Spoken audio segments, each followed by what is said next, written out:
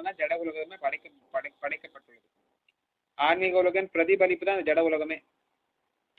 Reflection சொல்லுவாங்க. ஆன்மீக உலகத்தோட ரிஃப்ளெக்ஷன் தான் அந்த பௌதிக உலகமா சொல்லப்படுது. இப்போ ஒரு ஜெயில் பாத்தீங்கன்னா, ஜெயில வந்து வெளியில உலகத்துல இருக்க எல்லா விஷயங்களும் ஜெயில கூட இருக்கும்.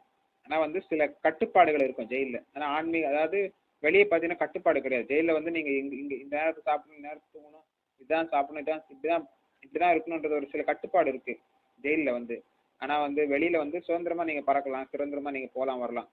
ஆனா ஜெயில வந்து போக முடியாது, எங்கேயும் போக முடியாது, எங்கேயும் வர முடியாது. கட்டுப்பாட்டுக்குள்ளதான் இருக்க முடியும். அதான் இந்த பௌதிக உலகம். நம்ம வந்து வேற்று கிரகத்துக்கு போக முடியாது, நம்ம நினைச்சது மாதிரி செய்ய முடியாது. ஒரு கட்டுப்பாட்டுல நம்ம இருக்கிறோம். அதான் வந்து நாம் வந்து கட்டுப்பட்டுள்ளோம், கட்டுண்ட ஆத்மாக்கள். ஆத்மா இருக்கிறதுனால வந்து குழந்தைகள் வளருது, ஆத்மா இருக்கிறதுனால செடி வளருது, மரம் வளருது.